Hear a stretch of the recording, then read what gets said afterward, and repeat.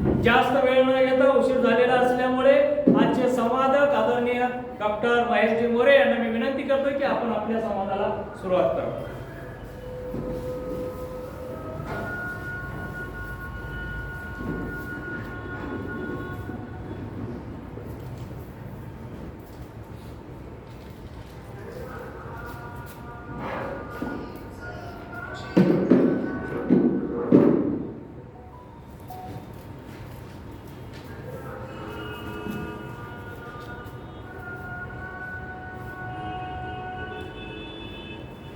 सदा कवितेच्या वनात आजचा वाचक संवाद 305वा कार्यक्रम. आयोजक आदरणीय कदम सर आणि उपस्थित सर्वजण. मला दिलेला विषय आहे महर्षी विठ्ठल रामजी शिंदे आणि त्यांचे लेखक आहेत आदरणीय गोमा पवार सर. महर्षी विठ्ठल रामजी शिंदे यांच्या संदर्भात त्यांनी अतिशय चांगल्या पद्धतीचं लिखाण केलेलं आहे, ज्याच्यामध्ये त्यांनी उत्कृष्ट अशी माहिती दिलेली आहे. हा ग्रंथ निवडण्याच्या पाठीमागचं कारण म्हणजे काय, तर गोमा पवार सरांनी विदेशामध्ये ज्या ज्या ठिकाणी महर्षी विठ्ठल रामजी शिंदे जाऊन आलेले आहेत त्या ठिकाणी ते स्वतः गेलेले आहेत आणि स्वतः जाऊन त्यांनी तिथलं संशोधन केलेलं आहे. त्याच्यानंतर महर्षी विठ्ठल रामजी शिंदे यांचं जे आत्मचरित्र आहे, या आत्मचरित्रातून त्यांनी वेगवेगळे पैलूचे रेफरन्स त्याच्यात घेतलेले आहे, म्हणून हे पुस्तक निवडलेलं आहे. आता विठ्ठल रामजी शिंदे म्हणजे काय याच्यात एका शब्दात जर सांगायचं असेल तर अनेक इतिहासकारांनी वेगवेगळ्या शब्दात त्याची मांडणी केली, परंतु एक दोन इतिहासकार त्यांना उपेक्षित कर्मयोगी असं म्हणतात. विठ्ठल रामजी शिंदे यांना उपेक्षित कर्मयोगी का म्हणायचं याच्या पाठीमागचं कारण असं होतं. मी तर पूर्णच पुस्तकच सांगणार आहे तुम्हाला, पण त्याच्या पाठीमागचं सगळ्यात महत्वाचं कारण असं होतं की ते म्हणजे की बऱ्यापैकी हा माणूस ज्या कुटुंबात जन्मला ते कुटुंब, त्यांची जात आणि त्या काळातलं सामाजिक जीवन याच्यामुळं ते तेवढे प्रकाश झोतात येऊ शकले नाही आणि म्हणून त्यांना आपण उपेक्षित कर्मयोगी म्हणून अनेक लोकांनी त्यांना बऱ्यापैकी 2-3 समाज सुधारकांनी त्यांना म्हणलेला आहे. या माणसाचा जन्म 23 एप्रिल 1873 ला झाला आणि यांचा जन्म झाला ते ठिकाण होतं जामखिंडी. जामखिंडीमध्ये यांचा जन्म झाला. जामखिंडी म्हणजे कुठं आहे तर ते कर्नाटकामध्ये आहे. आजच्या कर्नाटकात जामखिंडी हे ठिकाण आणि ते जामखिंडी संस्थान होतं. 1857चा उठाव बऱ्यापैकी काही लोकांना तुम्हाला माहित असेल की हा उठाव बऱ्यापैकी भारतात झालेला, पण दक्षिण भारतात नव्हताच. उत्तर भारतात याचं केंद्र होतं आणि उत्तर भारतात भरपूर केंद्र होते. उठावात अपयश आलं भारतीयांना. का अपयश आलं त्याच्यातलं एकमेव कारण असं सांगितलं जातंय, बऱ्यापैकी कारण आहे. त्याच्यातलं सांगितलं दक्षिण भारतात उठाव नव्हता, उत्तर भारतात उठाव होता आणि दक्षिण भारतातले काही मोजकी काही केंद्र होती आणि त्या केंद्रामधलं हे एक केंद्र होतं. कोणतं? जामखिंडी. मग आपल्या इकडे महाराष्ट्रात कुठं दुसरे केंद्र होते का तर सातारा होतं. त्याच्यानंतर मग आपल्या इकडं समजा औरंगाबाद, नागपूर ही उठावाची केंद्र होती आणि जामखिंडी तिला लागून असलेलं सोलापूर नावाचं संस्थान, सोलापूर नाही सोलापूर हे विजापूर मधलं एक संस्थान होतं. अशी छोटी छोटी संस्थान आहेत आणि ही जी जामखिंडी संस्थान आहे ते आप्पासाहेब पटवर्धनांचं होतं. मग अशा आप्पासाहेब पटवर्धनांच्या संस्थानामध्ये हे वाढलेले आहे आणि त्याच्यानंतर सगळ्यात महत्वाचं काय होतं की आप्पासाहेब पटवर्धनांनी उठावामध्ये बऱ्यापैकी भूमिका बजावलेली होती आणि विठ्ठल रामजी शिंदे यांचे जे आजोबा आहेत, विठ्ठल रामजी शिंदे यांचे आजोबा वसंतराव, त्यांचे वडील चंद्रोजीराव हे त्या प्रांतातले जागीरदार होते. त्यांच्याकडे विठ्ठल रामजी शिंदे यांच्याकडे बऱ्यापैकी जमीन होती, जमीन जुमला होता त्यांच्या पंजोबाकडे. आजोबांनी ते वारसा पुढे चालवला होता. आजोबांचं नाव त्यांच्या वसंतराव होतं आणि आजोबा पण म्हणजे थोडेसे सुभेदार टाईप होते. अनेक लोक त्यांना सेनापती म्हणायचे. पण रामजी शिंदे म्हणजे विठ्ठलरावांचे जे वडील आहेत रामजी शिंदे जे आहेत, रामजी शिंदेंना ते सांभाळता आलं नाही. का सांभाळता आलं नाही याच्या पाठीमागचं कारण ते पण मी तुम्हाला पुढे सांगेन. काय होतं माहितीये का की रामजी शिंदे जे आहेत, रामजी शिंदेकडं बऱ्यापैकी काय होता, एक आपल्या इकडचा भाग म्हणजे आपण चांगुलपणा जसं म्हणतो, रामजी शिंदे यांच्या घरी आलेला प्रत्येक माणूस वापस जात नव्हता. आलेला प्रत्येक माणूस जेवण करून जायचा. त्यांच्या घरी मुक्कामी असायचे बैरागी, गोसाई, वेगवेगळ्या पंथाचे लोक. महानुभाव पंथाचा माणूस आला, वारकरी संप्रदायाचा माणूस आला की त्याच्यामध्ये ते बसायचे आणि बैरागी ही जी लोक तिथं आली ना त्याच्यामध्ये मग आपल्या इकडे आज बी आपण म्हणतो की संन्यासी लोक काही आपल्या इकडं थोडासा त्यांना छंद असतो, चिलीप वगैरे म्हणजे आपल्या इकडे गांजा म्हणतो आपण, आणि त्याच्यामध्ये ते बैरागी लोक थोडस त्याच्यामध्ये लागलेले, आणि त्याच्यामधून हळूहळू विठ्ठल रामजी म्हणजे रामजींना म्हणजे विठ्ठल शिंदे यांच्या वडिलांना थोडस सवय लागली की थोडस गांजा वगैरे घेण्याची, आणि त्याच्यामध्ये ना त्यांनी काय केलं माहिती आहे का, ह्या समाजसेवेमध्ये पण त्यांनी समाजसेवा पण केली, शाळा गावामध्ये बसवण्याचं काम केलं, पण ह्या बाहेरच्या गोष्टीत आणि व्यसनामध्ये त्यांनी सगळी शेती, त्यांनी घर, हे सगळं पूर्ण डावाला लावलं. आणि विठ्ठल रामजी काय म्हणतात माहिती आहे का, की जर माझी आई जर राहिली नसती तर यदा कदाचित आमच्या बापाने आम्हाला डावाला बी लावला असतं. म्हणजे एवढ्या टोकाचे शब्द विठ्ठल रामजी घेतात. म्हणजे त्यांच्या आईमुळं एकंदरीत ते जगले. आणि काय होतं त्या तो कालखंड बऱ्यापैकी आपल्याला माहित आहे, महिलांना अतिशय त्रास असायचा. म्हणजे त्यांच्या ज्या आई होत्या यमुनाबाई, एवढ्या त्रासामध्ये जगलेली महिला आहे ती. आता हे असं वाटेल आपल्याला की त्यांना एकूण 20 अपत्य होती. म्हणजे विठ्ठल रामजी यांची एकूण किती भावंड, सगळे 20. विठ्ठल रामजी त्यांच्या त्या आत्मचरित्रामध्ये असं सांगतात की एक बाळांतपण व्हायचं, एक मेलेला असायचं. इकडे एक बाळांतपण झालेला असायचं, तोपर्यंत दुसरा मेलेला असायचा. 20 पैकी 7 जण वाचले. आणि सगळ्यात महत्वाचं काय होतं माहितीये का, एवढे 20 बाळांतपणे करणे, त्याच्यानंतर कुटुंबाचं सगळं काम करणे. आणि विठ्ठल रामजींची जी आजी होती ती अतिशय जाचक होती. म्हणजे विठ्ठल शिंदे काय म्हणतात की मला जे स्त्री दाक्षिण्य भवलं किंवा मला जी स्त्री समाज सुधारकाकडे जावं असं वाटलं, त्याला कारणीभूत कोण असेल तर माझी आई आहे. आणि मग मी माझ्या आईकडे बघितलं, आणि मग ते महिलांना जो त्रास होतोय तो त्रास कमी झाला पाहिजे याच्यासाठी मी काम केलं. कारण माझ्या आईला प्रचंड त्रास दिलेला होता माझ्या आजीने. आणि मग ज्या कालखंडात आमच्या घरी श्रीमंती होती त्या कालखंडात त्रास दिला, आणि ज्या कालखंडात आजी वारली त्या कालखंडात आमच्या घरची सगळी श्रीमंती निघून गेली. आणि पुन्हा आईला 18-20 दारिद्र्य सहन करावं लागलं. वेळ प्रसंगी लोकांच्या कामालाही जावं लागलं, तरी आमच्या आईने कधी आम्हाला त्याची जाणीव होऊ दिली नाही, असं एकंदरीत त्यांनी सांगितलं. म्हणून विठ्ठल रामजी म्हणून गेले त्याच्यामध्ये की आपण मात्र देवो भव न म्हणता स्त्री देवो भव जर म्हणलं तर ते खूप चांगलं ठरेल, असं पण विठ्ठल शिंदे म्हणतात.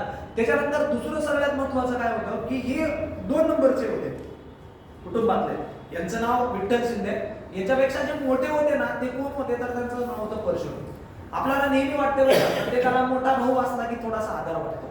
आणि मग काय झालं, ही बरोबर ज्या कालखंडात शिक्षण वगैरे घेणार होते ना त्या कालखंडात त्यांच्या मोठ्या भावाचं निधन झालं. आणि मोठ्या भावाच्या निधनानंतर त्यांच्यावर खूप मोठी जबाबदारी येऊन पडली, आणि कुटुंबाचा गाडा यांनी अतिशय चांगल्या पद्धतीने ओढलेला पण आहे. आता यांचं बालपण आणि शिक्षण 1879 ते 1884 या कालखंडात त्यांचं बालपणीचं शिक्षण झालं सगळं. ते त्यांच्या गावामध्ये झालं, जामखिंडीमध्ये झालं. आणि मग त्यांच्यामध्ये काही शिक्षक होते, त्र्यंबकराव खंडेराव, वासुदेवराव चिरुमुले, श्री अप्पा काळे, हे असे काही शिक्षक होते ज्या शिक्षणामुळे त्यांना वाचनामध्ये शिक्षणामध्ये आवड निर्माण झाली. त्याच्यानंतर काय सांगतायत ते की बाबा म्हणजे गोमा पवार सांगतात की 3री पर्यंत ना त्यांचे मित्र कोण होते तर त्यांचे 3री पर्यंत मित्र मराठा, लिंगायत, मुस्लिम, मानवी, साळी, माळी हे 3री पर्यंत त्यांचे मित्र होते. आणि 3रीच्या नंतर काय झालं, अचानक असा कुठला बदल झाला की माझे ब्राह्मण मित्र झाले. आता ते असं म्हणतात की गोमा पवारांनी असं सांगितलं त्या पुस्तकामध्ये की ब्राह्मण मित्र होण्याच्या पाठीमागचं कोणतं कारण होतं तर ते एकमेव कारण त्यांनी सांगितले ते म्हणजे काय तर मी वर्गामध्ये टॉप असायचो. आणि हुशार असल्यामुळं माझ्या बरोबर जे मित्र होते ना ते मग ते वर्ग हुशार असायचा, आणि मग ते माझ्यासोबत गिरका त्यांचा असायचा.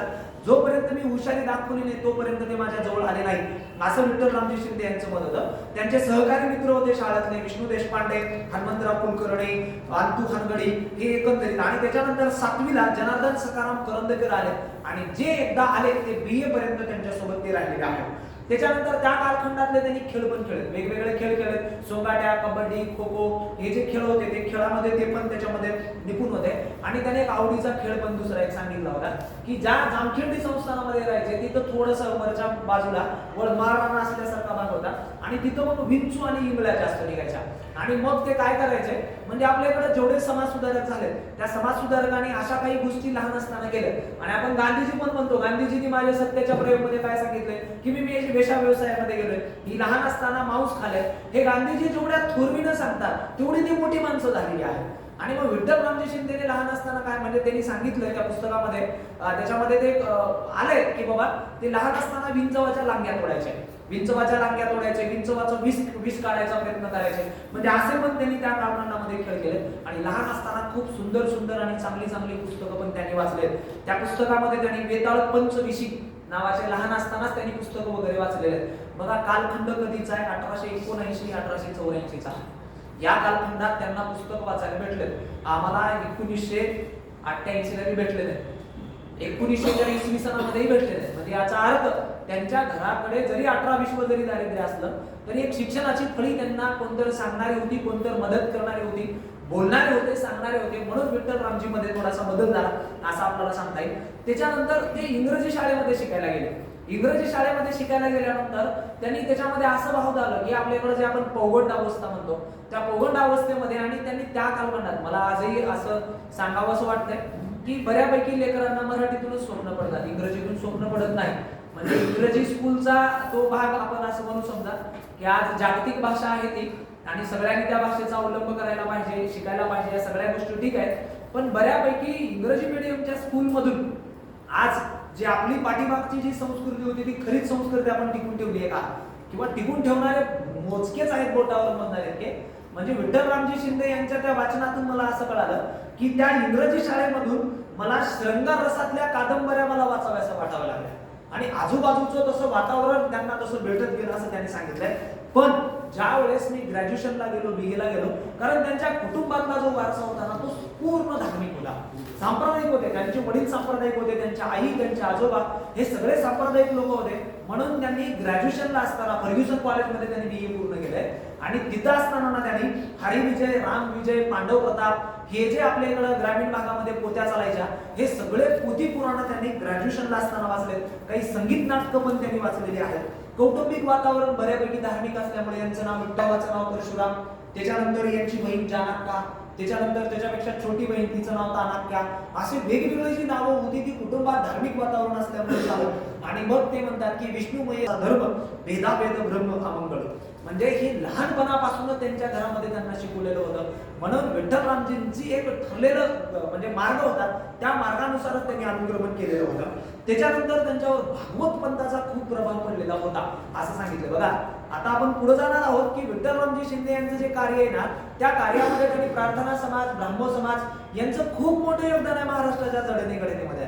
आता मी स्पर्धा परीक्षेला शिकवतो, युपीएससीच्या पॅटर्नला असे प्रश्न येऊन गेले युपीएससीला की भारताला दिशा देण्याचं काम, भारताला दिशा देण्याचं काम पश्चिम बंगाल आणि महाराष्ट्र ह्या दोन राज्यांनी कसं केलं ते लिहा, असे प्रश्न विद्यार्थ्याला आलेले आहेत युपीएससीच्या राज्यसभेच्या लेकरांना.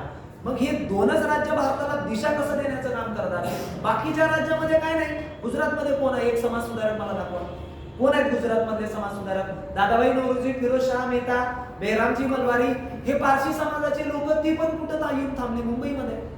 म्हणजे महाराष्ट्रानेच त्यांना मोठं केलंय.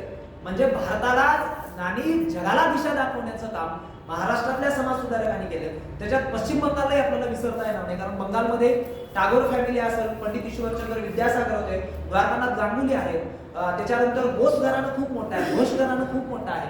या लोकांनी खूप देशासाठी त्याग केलेला आहे. असे दुसरीकडचे आपल्याला राज्य सापडत नाही. म्हणजे या राज्यामध्ये यांनी काहीतरी देशाला देण्याचं काम केलेलं आहे. आणि मग तोच एकंदरीत भाग प्रार्थना समाजामध्ये भागवत पंथावर खूप भर दिला जायचा आणि ते त्यांना आवडलं, ते लहानपणापासूनच. त्याच्यानंतर कॉलेजचं शिक्षण 18-20 दारिद्र्य होतं. फर्ग्युसन कॉलेज सारख्या कॉलेजमध्ये जाऊन शिक्षण घेणं एवढं सोपं आहे का? नाही ना, खूप अवघड आहे. मग आता फर्ग्युसन मध्ये जायचं आहे. आता फर्ग्युसन कॉलेज म्हणजे कसं हे तुम्हाला माहित असलं पाहिजे. समजा माझं कामही सांगायचं, 1885ला फर्ग्युसन महाविद्यालयाची स्थापना झाली आणि फर्ग्युसन महाविद्यालय स्थापन केलं डेक्कन एज्युकेशन सोसायटीनं.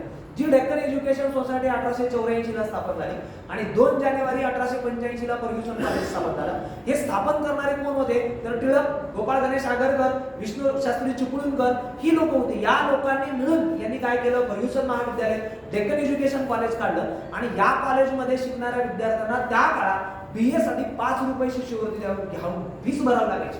वर्षाला 5 रुपये भरावे लागायचे, तेव्हा तुम्हाला बीए शिकता येईल, नाहीतर मग तुम्हाला शिकता येणार नाही. मग त्या काळातली खूप गर्भश्रीमंत लोक होते.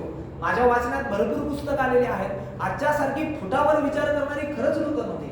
आज जर आपल्याला फुटभर बांध जर कोणाला सोडायचा म्हणला तर जमत नाही. त्या काळात लोकांनी कितीतरी 100 एकरी जमिनी दान केले. तुम्ही आपण बघा, आता जर समजा पुण्यामध्ये गेलो तर सर परशुराम कॉलेज आहे, SP कॉलेज म्हणतो आपण. SP कॉलेजमध्ये जर तुम्ही गेलात ना तर SP कॉलेजमध्ये तुम्हाला तिथं त्यांची एक फोटो दिसते, एक गेल्या एक पुतळा दिसतो ज्या माणसाने एवढी पुण्यामधली एवढी मोठी जमीन त्या कॉलेजला दान केली. आता आपल्या इकडं गुंठा देखील सोडायला लोक तयार नाहीत. एवढ्या मोठ्या जमिनी त्या काळात दिल्या, म्हणून त्या काळात शिकणारे लोक होते. त्या काळात समाज सुधारकांना विठ्ठलरामजी शिंदे घडले कुणामुळे, तर त्यांना मिळाल्या शिष्यवृत्तीमुळे.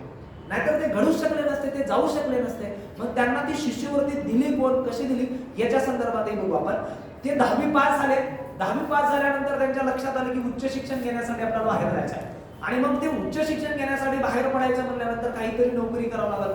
तिथंच रामचंद्र आप्पासाहेब पटवर्धनांनी, तू 10वी मध्ये टॉप आलता तिथल्या जामखिंडीमधून, त्यांना सांगितलं बाबा तू तिथंच शिकव, तिथल्या शाळेत तू शिकवायला काही हरकत नाही, तू तिथंच नोकरी कर. पण ते मनामध्ये कुठं तर त्यांना असं वाटत होतं की आपण इथं नाही थांबायचं, आपल्याला बाहेर जायचंय. आणि बाहेर जाण्यासाठी मग त्यांच्या डोक्यात आलं की आपण इथं नाही थांबलो, इथं पुजूल आपण बाहेर जाऊ. आणि मग त्यांनी एक दिवस असाच मनोदय त्यांच्या गुरुजीपाशी म्हणून व्यक्त केला.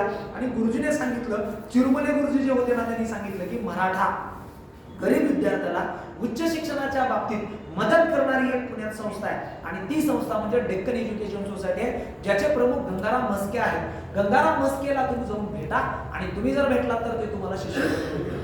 मग आता आप्पासाहेब पटवर्धनांना कसं सांगायचं, ज्या आप्पासाहेबांचे आपल्या वडिलांवर खूप उपकार आहेत, आपल्या आईला त्यांनी खूप मदत केली, आणि मग त्यांना आता कसं सोडून जायचं, आपण कसं म्हणायचं. तरी धाडसीनं ते जाऊन सांगितले, त्यांना म्हणलं की मला इथून जायचं. अरे ते म्हणले, अरे कशाला जाणार आहेस तू, जनावराचा डॉक्टर हो, 2 रुपये कमवशील, असल्या शिक्षणानं काय होणार आहे. आणि मग विठ्ठलरामजींना राग आला की हे मला जनावराचा डॉक्टर हो म्हणतात. आणि तिथून ते निसटले, राजीनामा दिला, आणि गंगाराम म्हस्के यांची भेट घेतली जाऊन. कुठं तर एज्युकेशन संस्थेचे संस्थापक गंगाराम भाऊ म्हस्के यांची पुण्यामध्ये जाऊन भेट घेतली. आणि तिथं जाऊन त्यांची भेट घेतल्यानंतर त्यांना असं कळालं की एवढे मोठे किती भादस्त लोक आहेत, आपल्यासारख्या गोरगरीब लोकांना ते देतात शिष्यवृत्ती. पण तिथं गेल्यानंतर तिथलं त्यांचं वजन, तो हवेली त्यांची, तो त्यांचा रुबाब, त्याच्यानंतर इंग्रजांसारखा पोशाख, हे बघून अगोदरच घाबरून गेलेले होते. पण त्यांनी त्यांना 10 रुपये शिष्यवृत्ती देऊ केली. ही 10 रुपये शिष्यवृत्ती तुला भेटेल, याच्यामध्ये तू सगळं कर. मग आता 10 रुपये कसं भागणार, 5 रुपये तर फीसच आहे. मग खायचं कुठं, राहायचं कुठं, यांचा खूप मोठा प्रश्न होता. पण त्यांना कोल्हापूरमधले गोविंदराव ससाणे यांची ओळख झाली. गोविंदराव ससाणे घराकडून थोडेसे बरे होते, घराकडून तर काहीच पैसा येत नव्हता यांच्या इकडून जामखंडीतून. आणि गोविंदराव ससाणेंनी त्यांना त्यांच्या रूमवर ठेवून घेतलं. आणि मग काही काळ तशा पद्धतीची त्यांची गुजराण केली. पुन्हा त्यांना असं वाटलं की आता आपण नाही थांबायचं, आपण अजून काही हालचाल करू का. मग त्या काळात काय झालेलं, 1885 ला कॉलेज स्थापन झालं. वामन शिवराम आपटे हे तिथले पहिले प्राचार्य होते, ज्यांना आपल्या इतिहासामध्ये वाशी आपटे असं म्हणतात. आणि वाशी आपटे पहिले प्राचार्य, वाशी आपटेंचं निधन झालं. आणि निधन झाल्यानंतर मग थोडेसे धडाकेबाज व्यक्तिमत्व गोपाळ गणेश आगरकर यांची प्राचार्य पदावर नियुक्ती झाली. आणि ते पण इतिहासामध्ये खूप काही चांगल्या गोष्टी आहेत बरं का, की वाशी आपटे यांचं निधन झाल्यानंतर, आता हे जरी पुण्यातले जरी समाज सुधारक म्हणून जरी स्वतःला जरी गणत असले, तरी वाशी आपटे यांनी फर्ग्युसन महाविद्यालयाची जरी स्थापना केली असली, जरी त्यांच्या डोक्यामध्ये खूप पाश्चात्य विचार जरी असले, तरी त्यांनी आपले अजून घर त्याच ठिकाणी ठेवलं होतं. वाशी आपटे यांच्या निधनानंतर त्यांच्या पत्नीने केशवपन केलं. पत्नीने केशवपन केलं. हे आगरकरांना कळाल्यावर आगरकरांनी त्यांच्या पत्नीकडून लिहून घेतलं होतं, अंबुताई फडके त्यांचं नाव. आगरकरांनी त्यांच्या पत्नीकडून लिहून घेतलं की मी उद्या मेलो बी, काही जरी झालं तर तू केशवपन करायचं नाही.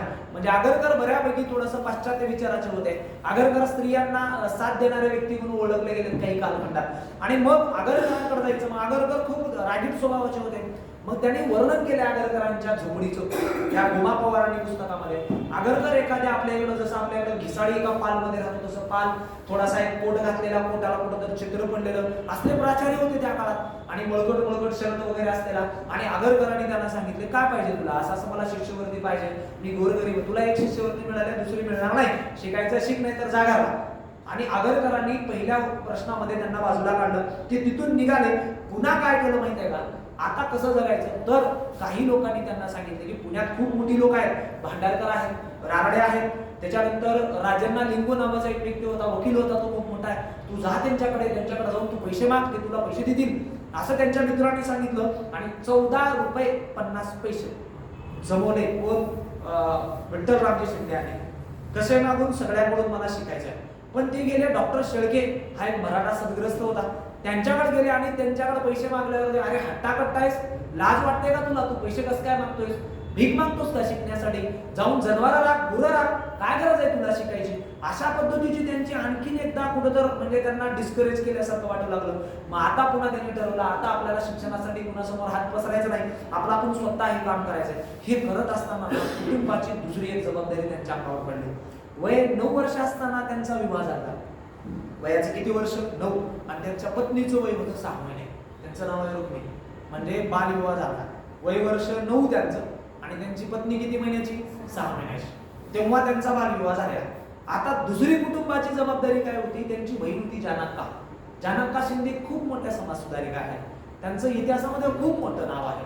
त्या महिलेने खूप मोठं काम केलं महिलांसाठी. मग आता जानक्का शिंदेंना मूळ गोष्टीवर किंवा शिक्षणाकडे घेऊन येण्याचं काम कोण केलं? तर विठ्ठलरामजींनी केलं. मग आता ते कसं काम केलं माहितीये का? की त्या कालखंडामध्ये काय असायचं? चला आपल्या मित्राचा कोणतर मित्र आहे, आपल्या वडील आहेत, वडिलाचा कोणतर मित्र आहे, त्याचा मुलगा आहे, चला त्याला देऊन टाका. आणि जानकाचं लग्न तिथूनच शेजारी असलेल्या गावात कृष्णराव नावाचे व्यक्ती होते, त्यांच्यासोबत लग्न झालं. आणि लग्न झालं म्हणजे कधी ती लहान असताना लग्न झालं.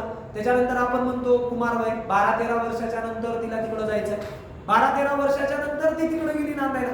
नांदायला गेल्यानंतरही कृष्णरावचं घरी लक्ष नव्हतं. त्यांना थोड्या बाहेरच्या सवयी होत्या. आणि बाहेरच्या सवयी होत्या आणि पुरुष प्रधान संस्कृती, कुठं विवाहाची बंधनं नव्हती. मग ते म्हणायचे मी अजून दुसरे 2-3 लग्न करणार आहोत जानकाला. आणि मग वडील काय म्हणायचे? काही जरी झालं म्हणजे कोण? रामजी शिंदे म्हणायचे, विठ्ठलरावांचे वडील, काही जरी झालं तिथंच घरीच थांबायचं, यायचं नाही, इकडं वापस यायचं नाही. तुझं घर म्हणजे ते दिलेलं घर, तू इकडं घरा वापस यायचं नाही, असं ठणकावून सांगितलेलं. जानकाच्या खूप म्हणजे त्यांना असं टेन्शन यायचं. पण त्यांनी ही सगळी माहिती सांगितली विठ्ठलरावांना. आणि विठ्ठल शिंदेंना सांगितल्यानंतर विठ्ठलरावांनी निर्णय घेतला की आता आपल्या बहिणीला तिथे थांबवायचं नाही आणि बहिणीला घेऊन यायचं. बहिणीला ते घेऊन आल्यानंतर त्यांच्या वडिलांनी एक शब्द सांगितलाय त्याच्यातला, बघू पवारांनी ते खूप सुंदर वाक्य सांगितलंय की अरे बाबा, एक वेळा हत्ती पोसवेल जमेल, एक वेळा हत्ती पोसवेल जमेल, पण लग्न झालेली नवरी म्हणजे लग्न झालेली मुलगी घरात ठेवणे हे खूप म्हणजे आपल्यासाठी धोकादायक आहे. लग्न झालेली मुलगी घरात नको, हत्ती पुसलेली बरी, अशा पद्धतीचं स्टेटमेंट रामजी शिंदेनी विठ्ठलरावांना दिलं होतं. मग आता तरी पण त्यांनी सोडून दिलं आणि जानकाला आपल्या सोबत घेतलंय आणि निघाले पुण्याला. वडिलांना सांगितलं काय करायचंय. आणि त्या कालखंडामध्ये काय होतं माहितीये का? आता हे पुस्तक वाचल्यानंतर मला, आता मी बऱ्यापैकी समाजसुधारक शिकवतो, MPSCचा प्राध्यापक आहे, म्हणजे बऱ्यापैकी अनेक विषयामध्ये मला शिरावं लागतंय. आणि मग त्याच्यामध्ये काय झालं की आतापर्यंत मी पुस्तक न वाचल्यामुळे काही गोष्टी माझ्या पण लक्षात नव्हत्या समजा. पण खूप चांगलं झालं हा कार्यक्रम त्या निमित्ताने भेटला. माझ्याही वाचनामध्ये खूप चांगले शब्द आले. त्या कालखंडामध्ये पंडिता रमाबाईंनी शारदा सदन काढलं. मला एवढं माहिती होतं पंडिता रमाबाईंचं शारदा सदन आहे, इसवी सन आहे, त्यांचे सदस्य कोण आहेत, अध्यक्ष कोण आहेत, आणि त्यांनी गोरगरिबांच्या मुलींसाठी शिकवलं. पण इथं एक असा लक्ष आलं की आता शारदा सदनामध्ये ज्यावेळेस पंडिता रमाबाई गेल्या, तुम्हाला माहित असेल पंडिता रमाबाई कर्नाटकामधल्या आहेत. कर्नाटकामध्ये गंगामूळ त्यांचं एक मूळ गाव आहे. त्यांचे वडील अनंत शास्त्री डोंगरे, आणि अनंत शास्त्री डोंगरे पण एक खूप पूर्वगामी विचाराचे होते. आणि मग त्यांनी काय केलं माहितीये का? त्यांना अनंत शास्त्री डोंगरे यांनी काय केलं की स्वतः संस्कृतचे प्राध्यापक होते. ज्या काळात मुलीला संस्कृत शिकवणं पाप होतं, घराबाहेर काढलं जायचं, त्यांनी त्यांच्या पत्नीला 2 मुलाला, एक मुलगा आणि 2 मुली होत्या, त्यांना शिकवलं. गावातून त्यांना गावकुसा बाहेर काढलं, शेतात जाऊन राहिले तरी पण संस्कृत शिकवायचे, ते थांबले नाही. त्याचा फायदा पंडितांना खूप झाला. म्हणजे मला आज सांगायचं आहे असं की आपल्या घरच्या वातावरणावरच पुढच्या अनेक गोष्टी अवलंबून असतात. आपले घरचं वातावरण कसं आहे त्याच्यावर पुढची पिढी अवलंबून आहे. पंडिता रमाबाई एवढ्या मोठ्या समाजसुधारक झाल्या त्याचं एकमेव कारण आहे त्यांचे वडील. विठ्ठलरामजी शिंदे समाजसुधारक झाले, एवढं मोठं काम त्यांनी समाजासाठी देशासाठी केलं, त्याचं एकमेव कारण त्यांची आई. म्हणजे हे काहीतरी त्यांच्या पाठीमागं कोणतरी एक शक्ती होती जी त्यांना नेहमी प्रेरित करायची. आणि मग अनंत शास्त्री डोंगरे यांनी काय केलं? दुष्काळ ह्या लोकांनी अन्न म्हणून तरसून जीव सोडलाय. अनंत शास्त्री डोंगरे, त्यांची पत्नी आणि त्यांची एक बहीण म्हणजे कृष्णा नाव होते, तिघंजण दुष्काळात मेले. राहिला श्रीनिवास आणि पंडिता रमाबाई, हे दोघं त्या कालखंडामध्ये पश्चिम बंगालला जातात. पश्चिम बंगालला पैदल यात्रा करतात. मी पंडिता रमाबाई कशी आलो त्यांचं 2 मिनिटात सांगून आपण इकडे जाऊ. पश्चिम बंगालमध्ये गेल्यानंतर ही त्या कालखंडातली अशी महिला होती जी संस्कृत मधून भाषण करायची. आणि मग तिथं त्या कालखंडातले खूप दिग्गज लोक होते द्वारकानाथ गांगुली, आनंद मोहन बोस, बिपिन चंद्र पाल हे त्या कालखंडातले, शिवनाथ शास्त्री हे बंगालमधले लोक होते, ज्या लोकांच्या समोर पंडिता रमाबाईंनी संस्कृत मध्ये भाषण केलं. आणि जेव्हा पंडिता रमाबाईंनी संस्कृत मध्ये भाषण केलं तेव्हा त्यांना पंडिता सरस्वत्या पदवी. त्या कालखंडातले आज मी जर तुम्ही पंडिता रमाबाईंना बघितलं ना तर तो मॉडर्न विचारांच्या दिसतात, असा बॉबकट वगैरे केलेला, दुसऱ्याला अतिशय सुंदर होत्या. आणि मग पंडिता रमाबाईंना त्या कालखंडात आयसीएस चे स्थळ यायचे, आयसीएस चे स्थळ यायचे. पण पंडिता रमाबाई खूप सुधारणावादी होत्या. सुरेंद्रनाथ बॅनर्जी ब्राह्मण आहेत, सुरेंद्रनाथ बॅनर्जी आयसीएस होते. इंग्रजांच्या मार्फत त्यांनी तिथल्या सिव्हिल सर्व्हिस परीक्षा दिलेल्या आणि ते आयसीएस झाले. पण सुरेंद्रनाथ बॅनर्जीने पंडिता रमाबाईंना मागणी घातली होती लग्नाची, मला तुमच्यासोबत विवाह करायचा आहे. पण त्यांनी तो विवाह सोडून दिला. मला म्हणले ऍक्सेप्ट नाही, मला तुझ्यासोबत विवाह करायचा नाही. आणि पंडिता रमाबाईंनी बिपिन मेधावी नावाचा एसी कास्टचा मुलगा आहे, त्या मुलासोबत त्यांनी लग्न केलं. तर पुन्हा काय झालं माहिती आहे का, पुन्हा पंडिता रमाबाईंच्या पाठीमागं थोडंसं घरघर लागली आणि पंडिता रमाबाईंनी बंगाल सोडलं. कारण त्यांच्या पतीचं 1.5 वर्षात निधन झालं. त्यांची एक मुलगी आहे मनोरमा, मनोरमा आणि पंडिता ह्या दोघेही कुठं आले माहिती आहे का, तर आल्या कुठं महाराष्ट्रात.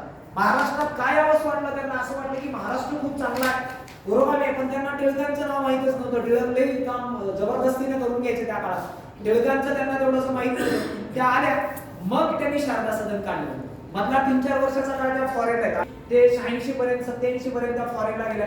पंडिता रमाबाई 4 देश फिरलेले आहेत, जपान, अमेरिका, इंग्लंड आणि चीन या 4 देशमध्ये फिरून आलेल्या आहेत. 87 मध्ये त्या आल्या, रमाबाई असोसिएशन आणि पुन्हा शारदा सदन. आता शारदा सदनात जाऊ बोलले विठ्ठल रामजी शिंदे आपल्या बहिणीला घेऊन, एवढं चांगलं